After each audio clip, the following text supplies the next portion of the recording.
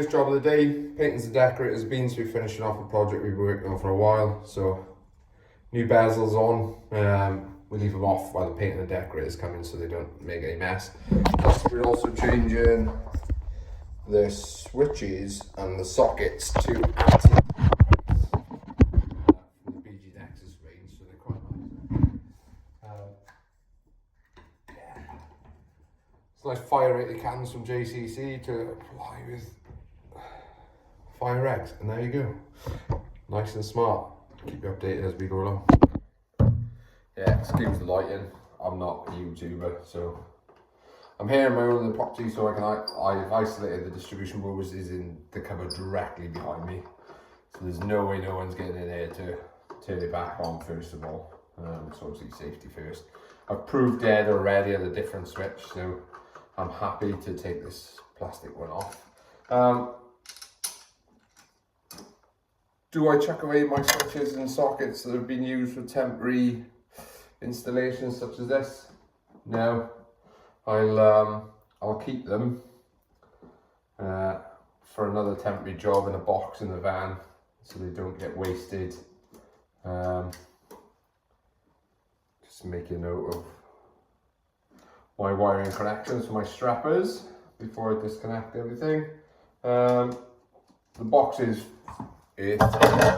because we're using the BG Nexus antique brass range.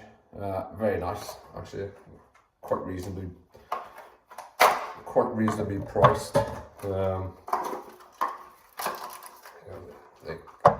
good switches, to be fair, as long as you haven't got deep sockets, but they do require you to earth the faceplate. So we're going to take the earth out of the back box, or the CPC I should say, out of the back box, and then we're going to terminate it directly into the switch itself. So that's giving us and earthed faceplate. This is in case one of the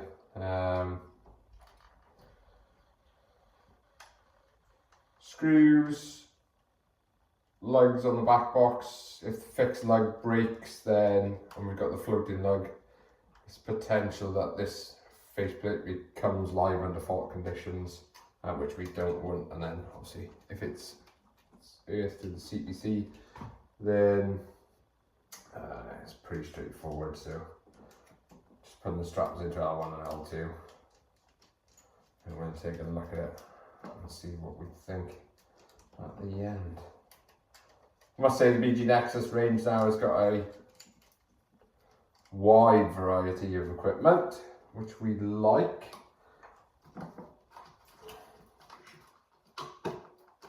Excuse the third hand there. The electrician's third hand, obviously the mouth. I don't know why we all do it. It's just something we all do. It just allows you to free up, give yourself that freedom of movement.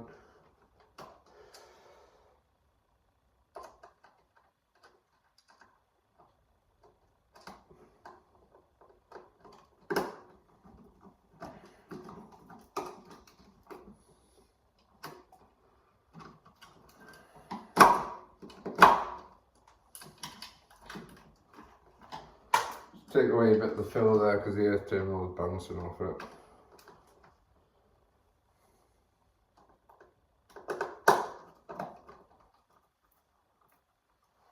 The only downside I'd say with the Nexus range is they come with the really short screws, where the sockets come with the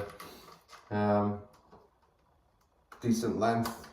You know, if you're using 25mm back boxes and for whatever reason the wall's going to come out by a couple of mil, you then can't put those short screws in, which is a absolute pain. And then trying to find replacements to match is an absolute nightmare. Just check it for level and then we'll have a look. Always try and make the screws straight and level, as you can see there. There we go, nice and simple. Here we have what I was talking about earlier. The back box is deeper than the screws to get them in, so got to use the little extension screws. Absolute nightmare to use. I hate them. I think they're absolute pain in the ass, especially when you try and tighten and screw them down. It's just a waste of time. But that's one way to get around the short screws with the nectar stuff, or obviously order in advance some longer screws, which I didn't do.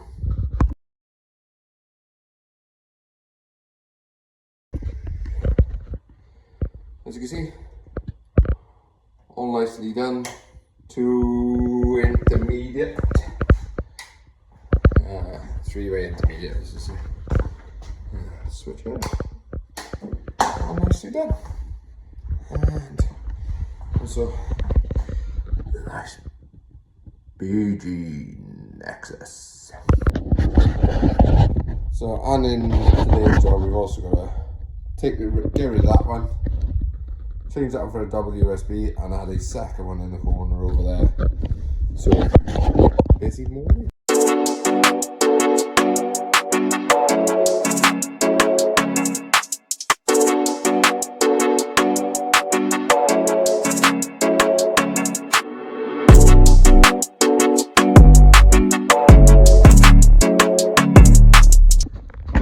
Here we are up in the loft, trying to pull some cables from over there. Just managed to get up by time on the other one. Absolute pain in the neck. Sometimes you can't have it. This is the dirty side of the job that nobody really tells you about. Getting up in the loft, crawling around in really tight spaces. However, if you use your initiative, you can get the old cables out and pull new ones in instead. Okay, so quick update. We had to chase out the wall down here and behind me because the amount of dot and dab that was in the wall, we couldn't fish through effectively, which would have pushed the cables well out of zone. It was bouncing up and down over the dot and dab. So when you've got a small chase and you need to put clips in, I've got an old punch tool, just flatten the head off because it was worn out. Instead of chucking old tools away, reuse them, cut the top off, make sure you've got a nice flat head. That allows you then to get that up against the nail head and not smashing your fingers or thumbs, which I've done a number of times today. Also, you can do it with old electrical screwdrivers, the old chunky ones. You know, if they've got the insulations worn off, cut the head off, utilize that, you know, till it wears out. Keep reusing your tools. Don't let them go to waste. Sit in a tool bag in the back of the van for weeks and months on end. Yeah, reuse your tools. They come in handy for things like that. Last job of the day, install a KMF, because the tails from this from this isolator here to the distribution board is over 3 meters long. So we're going to put additional protection because DNO says we can't rely on their equipment for anything over 3 meters long. So here we go. Fucking polystyrene within the cavity. I don't know if you can see it there, just sitting on top. So we're gonna have to get the hoover and hoover out the main switch because it's all falling out of the cavity, as you saw there. Look, absolute nightmare. Absolute nightmare. So KMF's installed. However, it's been snowing from all the bloody insulation from the cavity. However, we can hoover it up, so keep the customer happy. Get all the balls out of the way. We've put some in the cavity as well to stop any more falling out if any other workmen are on it. But yeah, absolute nightmare.